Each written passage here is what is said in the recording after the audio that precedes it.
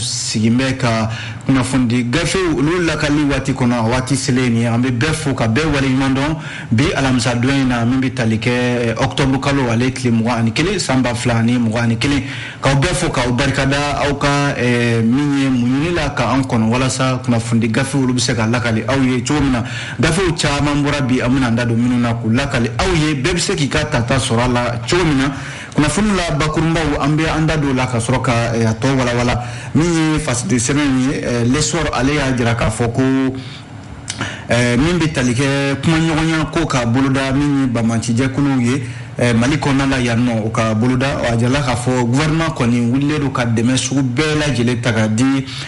mali al-islamé ka tomba ni oye ho conseil islamique wala sa ale biseka baranke bonya ani karama konna la chogomina lesor amina ndado la ni lesor yo fo limana mini nouvelle horizon yi ale fana na dado kuma keina mimbi talike dongono ka je kulbambe nuka mako dana ambasagu uka keleche nyema mimbe no Yusuf Tulubaye ale ni foli doke ako jekulu walma dine nyemo be binu ba afo jamana nyema wi o kammi fega kuma nyema buludani ba manci jekulu che ko bi fega utera tienfo jamana nyema wi limana amina ndado la 600 mimi talike imam Mohamed Mahi ale fana ye ni folike Mahi Watara limana ko mauludu selibi ka ke to minabi limana ni ma chamandika ke ina fo na folo ministra ka bina fo vamoya de do nouvelle urgence konala akuma fora ina amina ndado wala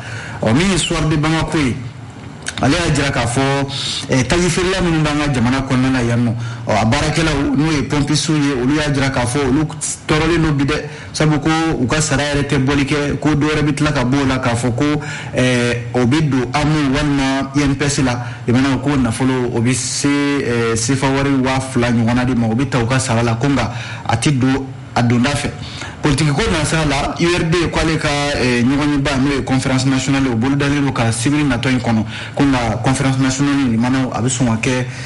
gelay ko sebe sabu bente URD ko na la biswar de ko ka kumadu omini l'indépendant ale ajira ka foko dien kele atomba ka bolo frami nyeshino do lakana ko mami o conseil de sécurité ko ale makono do do kun lama nyere la Bamako yanno kuma foitu da limana wode ka fo chamanje fanga limana ale biseka ka wati la bato chomina ani kalata biseka boloda do na taula amina ndado la sa indépendant konna la ale indépendant clé konna la mini RPM nyama ba docteur Bokari Terita ale tarabo je kulu do nuka ko model Mali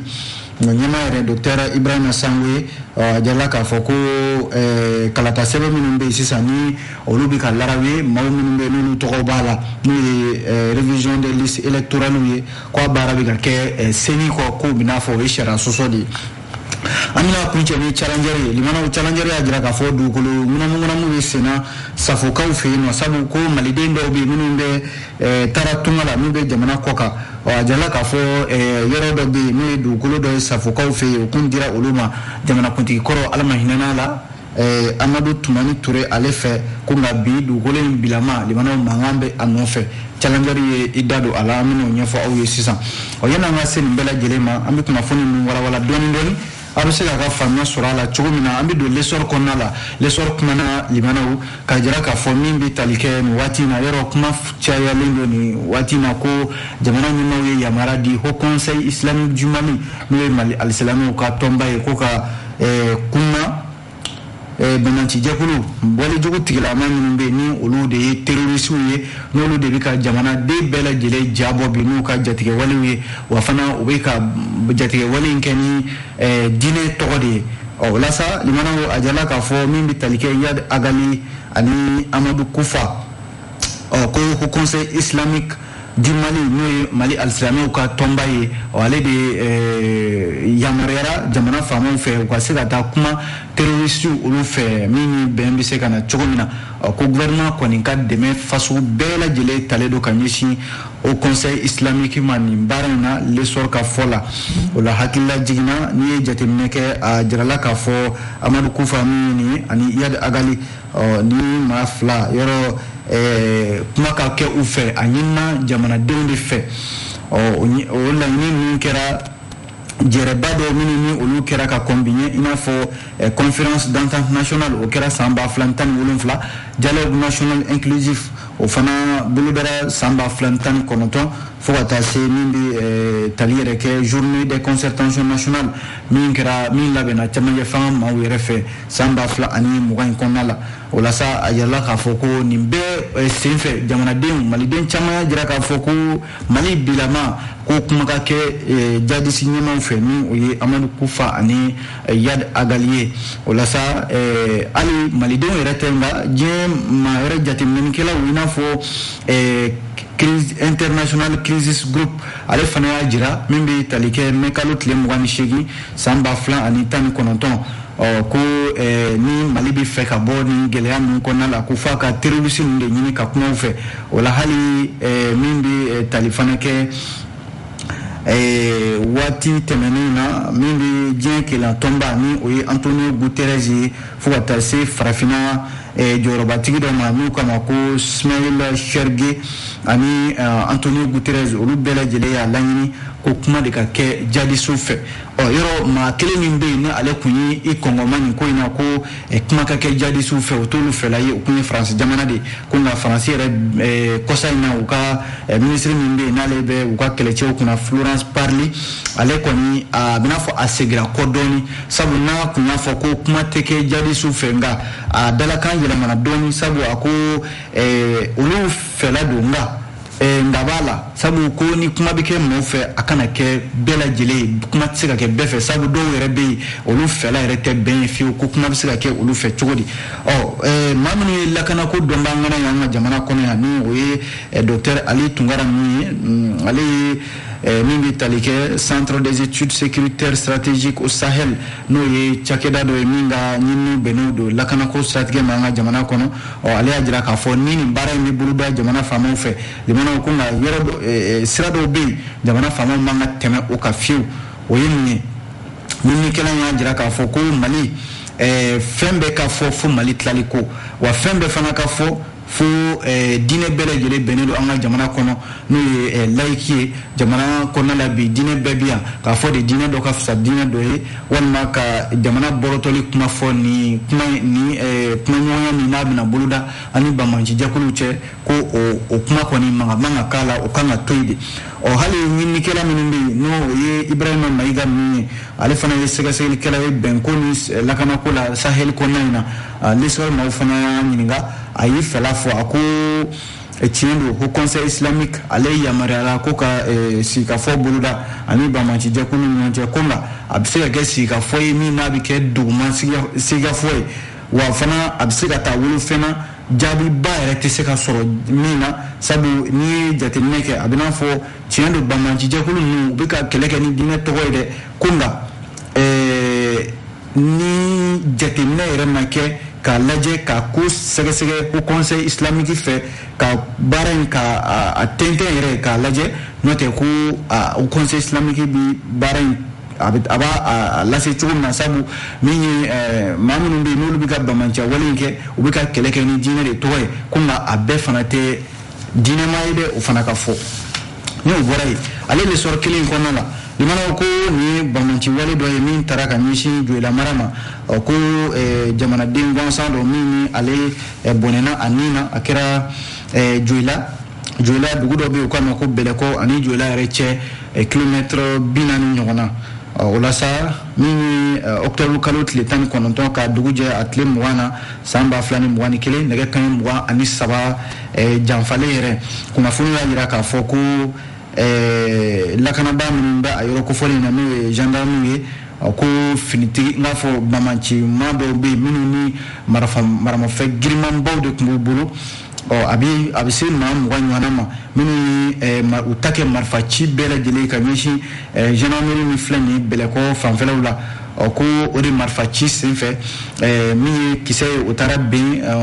Burkina Faso ka nuka mako Christophe Joma ashire bita santan ani sam bisaba ani duru ngona de la ale ko ni tura ala akira bele ko mara de la oni de temeke ni yoro ko folina limana fasiri ajira ka foni le sore ko wali jugu tilamaw ko ka wuli ka jɔ ka bugu ni yɔrɔ kofɔlen na kosɛbɛ o de kɛmɛ sababu ye bamacima ninnu b'u ka walejugu kɛ ka tunu ɲɛ tuguni ni yɛlɛ cɛ a jala k'a fɔ poste min ye nin ye kunnafoni carinna waati min na sous-préfet min bɛ yen n'ale bɛ Bɛlɛko mara la ni ye Mulayi kɔni ye ale kɔni wulila ka t'i ɲɛ da yɔrɔ kofɔlen kan ani ka dugawu kɛ ka ɲɛsin banbatɔ o somɔgɔw ma ani sɛgɛsɛgɛli bɛ se ka boloda cogo min na walasa maa minnu bɛ yen ni olu tɛ fɛ bɛn ni basigi kana Mali kɔnɔ yan tɛgɛ bɛ se ka k'u la cogo min na kunnafoni filɛ an ye nin bɔ l'histoire de kɔnɔ limanaw an bɔra k'an da don sigikafɔ min na sisan n'a fɔra ko u ka boloda min bɛ tali kɛ bamaci jɛkulu olu ni jamana ɲɛmaaw cɛ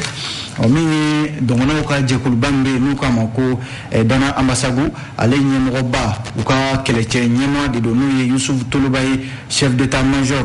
a kumana kosɛbɛ a ko jɛkulu fɛn fɛn bɛ yen nɔ fara ɲɔgɔn jɛkulu fɛn fɛn bɛ yan nɔ ni o bɛ diinɛw ko fɔ o min bɛ diinɛ ɲɛmaaw yɛrɛ fana ko fɔ limanaw ko u bɛ an bɛ don min na ko bi k'u tɛ se ka foyi boloda bi min bɛ se ka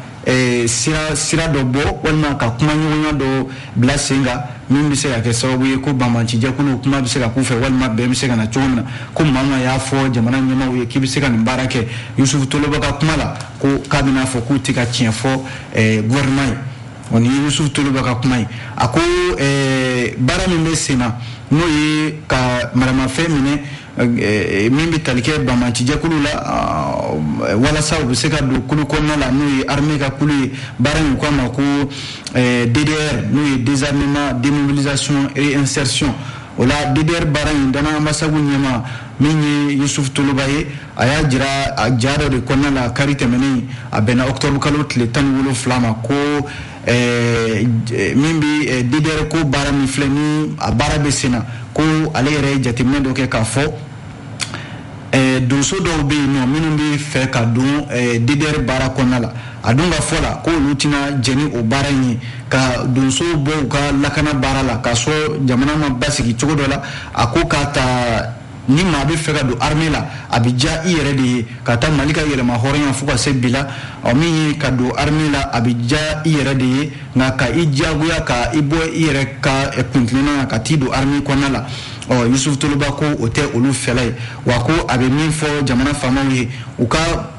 kuntilenna ani u ka laɲini fɔlɔ yɛrɛ o kan ka kɛ Mali basigili de ye fɔlɔ yɔrɔ o yɔrɔ bɛ yen ko basigibaliya bɛ yen nɔ faama jamana ɲɛmaaw kan ka fɛɛrɛ bɛɛ lajɛlen de kɛ ka armée bila yen nɔ walasa basigi bɛ se ka na cogo min na n'o tɛ olu donso minnu bɛ yen nɔ ni y'a ye ko yɔrɔ dɔw bɛ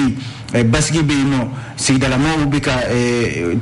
bamacimaw tɛ ka dantɛmɛwale ta ka ɲɛsin sigidalamaw ma a ko olu donsow de donnen don u ni bamacimaw cɛ u k'a lajɛ o basigiw bɛ se ka na cogo min na yanni u ka wuli DDR ko nɔfɛ u bɛ ka maaw ma donso fɛn fɛn bɛ ka i yɛrɛ nɛgɛ ko i bɛ taa don DDR kɔnɔna la Yusufu Toloba ko olu fɛla tɛ o ye sabu jamana yɛrɛ lakanani fanba n'i ye jamana camancɛ yɔrɔ caman lajɛ i b'a sɔrɔ a bɛ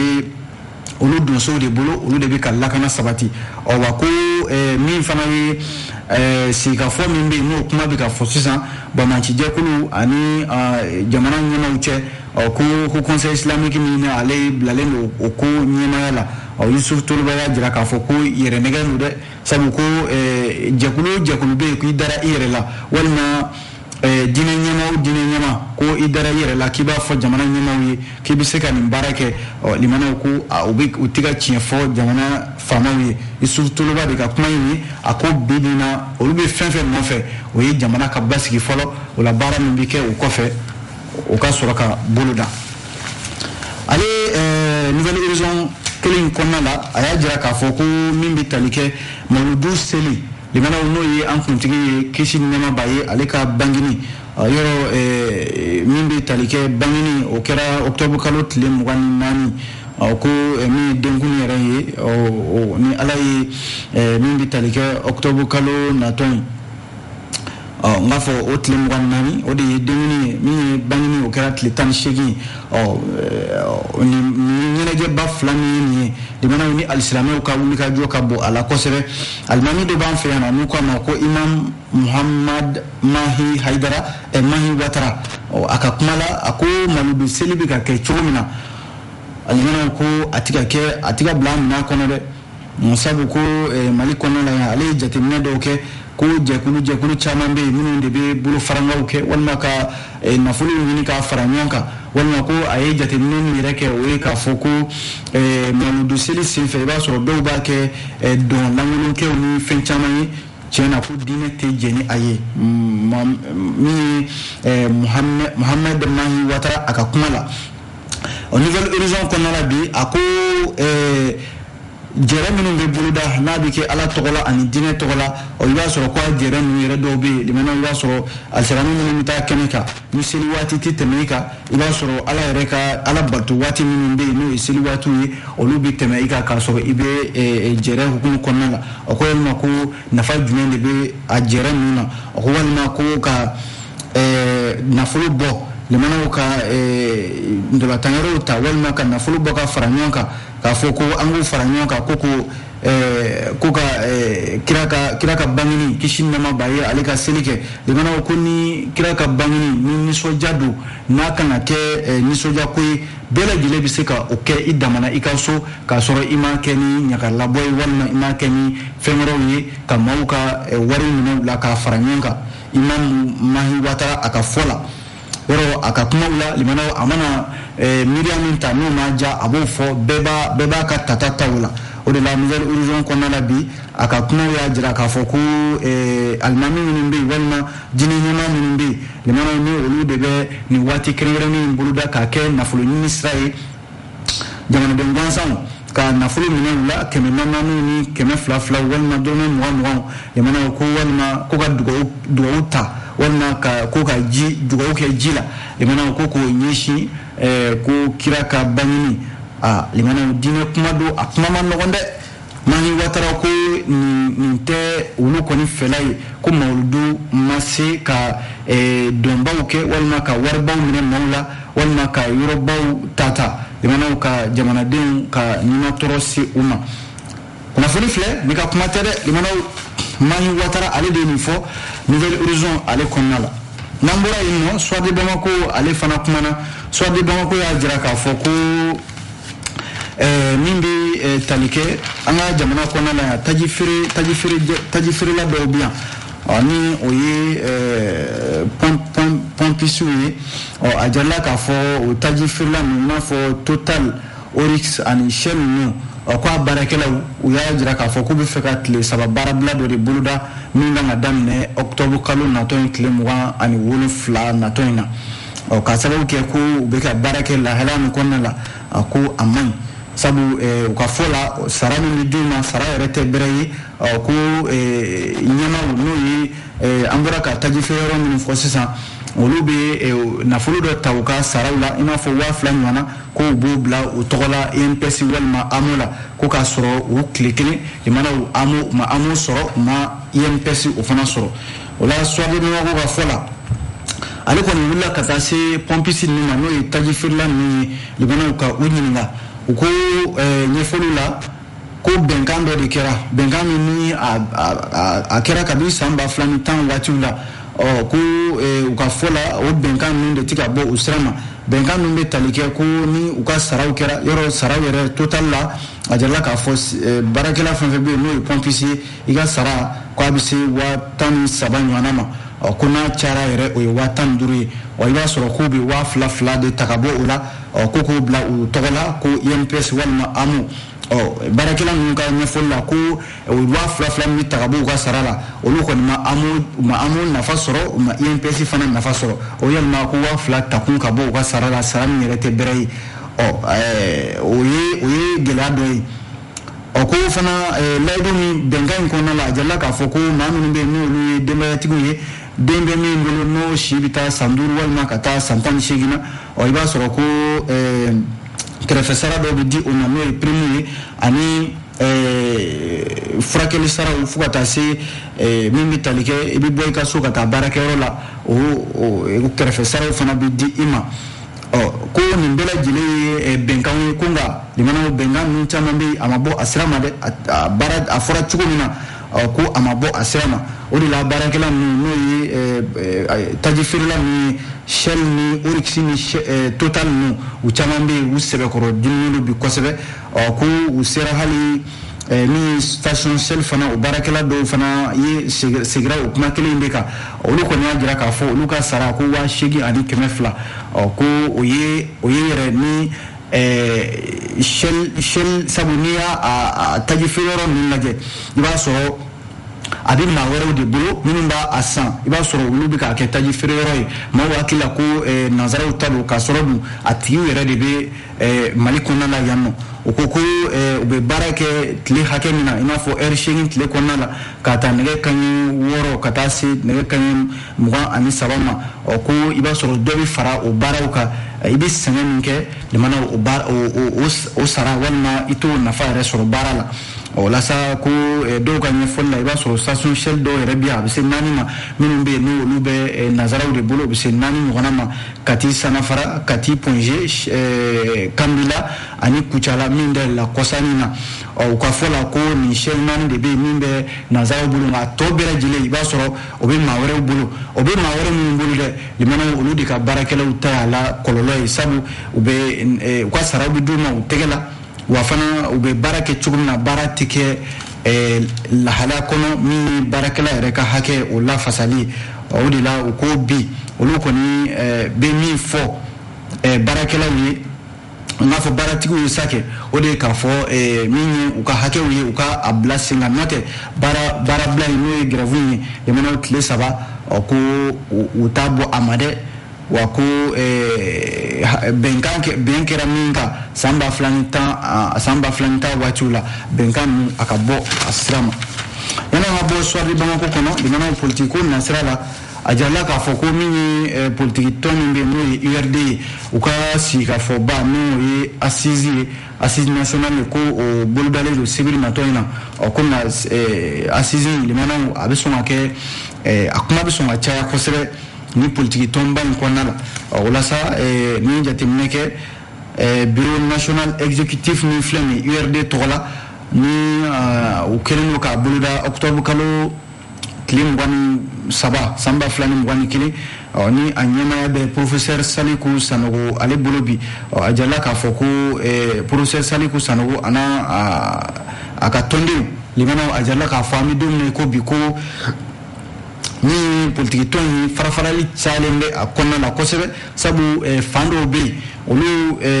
fɛla de ye ko URD ka tugu maa dɔw nɔfɛ minnu ye tɔnden kuraw ye i n'a fɔ Bubu Sise ni Mamadu Igor Jara ninnu ko fan dɔw fana bɛ yen olu bɛ URD kɔnɔna la minnu bɛ maître Demba Traoré ale nɔfɛ ani docteur Mamadou Diallo olu senkɔrɔma dondonnen don URD kɔnɔna tɔnden maa dɔw fɛ ko kɔni kɛmɛ sama-samani yɔrɔ waati dɔ la URD tɔnden dɔw tun y'a diyagoya ko fo ka sigi ka fɔ in bolo la n'o ye conférence nationale ye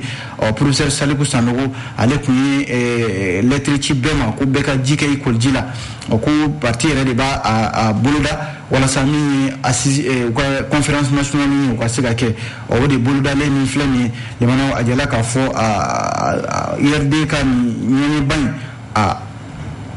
parti yɛrɛ a sama senba minnu bɛ yen olu yɛrɛ de bɛ sɔn ka fɔ ɲɔgɔn boloda a ko hukumu kɔnɔna la sabu maa dɔw bɛ yen minnu bɛ Bubu Sise ni Igor Jara nɔfɛ maa dɔw bɛ yen minnu bɛ maître Demba Traoré ani docteur Mamadou Diallo olu nɔfɛ yɔrɔ a kɛra fanfila ko ye o de la a bolodalen don bi ko min ye URD ye olu ma farati jateminɛkɛla minnu sɔmin don politiki ko nasira la olu caman jira k'a fɔ ko ni u ma bɛn ko la Sinɛla Sise ka tiɲɛ ni o ye URD ye jamana a bɛ sɔn ka kɛ parti ye bi min u ye jɔyɔrɔ min fa kalata tɛmɛnenw na n'o ye jɔyɔrɔ filanan ye URD a bɛ sɔn ka farafara wa farafarali don jamanaw nafa ti o la dɛ kuma ye nin ye an ye nin bɔ soir de Bamako ale de kɔnɔna la n'an bɔra soir de Bamako kɔnɔ an bɛ don ni indépendant ale facette sɛbɛn kɔnɔna la indépendant kumana limanaw indépendant jira k'a fɔ ko diɲɛ keleya tɔnba ka bolofara min bɛ yen n'ale ɲɛsinnen don lakanako ma n'o ye conseil de sécurité ye ko ale kan ka la bɔ ɲɔgɔn ye de la Mali kɔnɔna la yan nɔ dɔgɔkun laban yɛrɛ la a jirala k'a fɔ u ka nani kuma wɛrɛ t'u da o ye ka transition tamanje fanga min bi Mali kɔnɔna la bi n'o de bɛ ka Mali mara a jala k'a fɔ ko tamanje fanga in hakɛ dɔ de dilen don a ma waati dɔ de dilen don a ma waati min ni sago tɛ se ka kɛ o kunna o ye kalo 18 ye min cidenba ninnu ye n'o ye conseil de sécurité ka ciden ninnu ye ko makɔnɔnen don dɔgɔkun laban in na a jala k'a fɔ an y'a fɔ ten kuma fanba kɔni o bɛna boli jamanakuntigi kalata minnu bolodalen don février kalo natɔ in na ani wasaden kalataw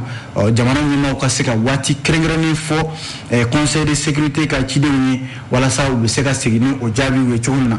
limanaw ni nin ye sɔmini baaraw ye conseil de sécurité kan ka na min laɲini ko nka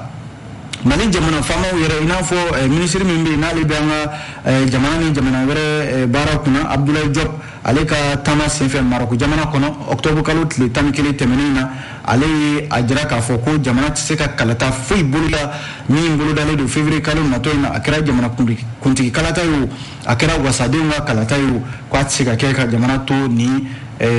lakanabaliya in ale kɔnɔna la o de la sa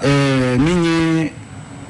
ali premier ministre yɛrɛ Choguel Kokala Mayiga a jala k'a fɔ ale a bɛna fɔ ale ye kuma kelen de fɔ CEDEAO ka ɲɛmaa min bɔra yan nɔ kɔsa in na n'o ye Ghana jamanakuntigi ye Nana Akufo-Addo a bɛna fɔ Choguel fana ye kuma kelen de fɔ Nana Akufo-Addo ye k'a jira k'a fɔ ko kalataw jamanaw a tɛ se ka kɛ cogoya si de la ka jamana to ni bolo in kan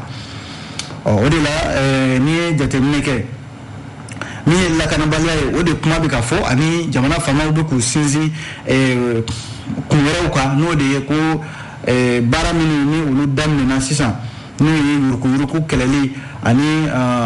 donko juguya o kɛlɛli an ka jamana kɔnɔna la yɔrɔ CEDEAO ale ni Mali jamana kɔni bɛ ka ɲɔgɔn sama ni cɛmancɛ fanga ko in a dansigi la nka limanaw conseil de sécurité ka nani fana k'a bɛ se ka kɛ a bɛ se ka ko wɛrɛ boloda n'o ye ka bɛnkan ani kuntilenna k'o bila CEDEAO ni min ye Mali jamana faamaw olu ni ɲɔgɔn cɛ walasa hali n'a sɔrɔla dɔ bɛ fara cɛmancɛ fanga in kan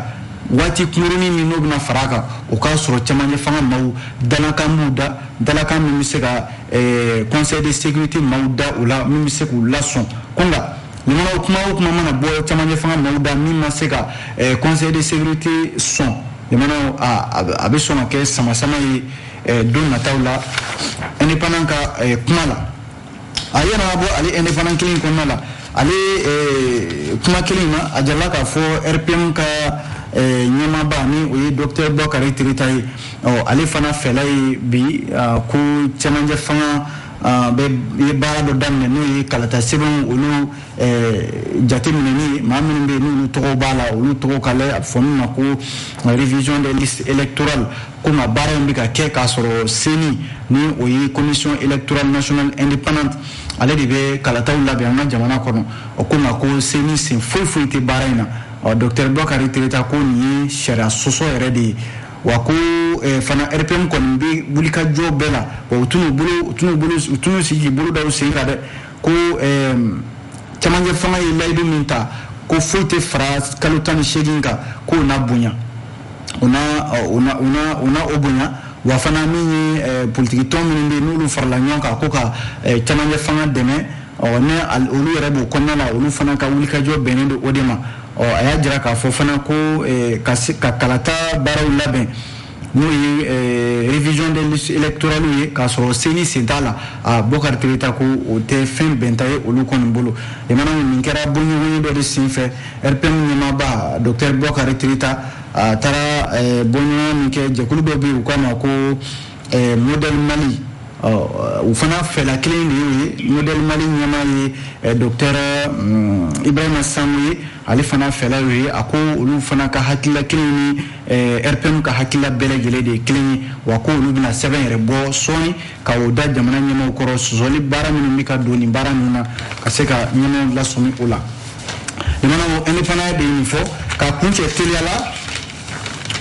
waati sera k'a kuncɛ teliyara k'a jira k'a fɔ ko min ye dugukolo ɲagami ye challenger ale de dado la ko malide minnu be jamana ko ka ajarla ka fo olu ka dugukolo caman de ɲagaminen do safokaw fɛ u ye kunnafonidilaw wele ka ɲɛfɔli caman kɛ imana ko ni faamaw ma wuli k'u jɔ sabu dugukolo in dira olu ma Amadu Tumani Ture de fɛ ala ma hinana na ko nka agence immobilière Ibrahima Kulubali olu kɔni bɛ ka samasamani kɛ a ko yɛrɛ bɛ kiri ɲɛma bi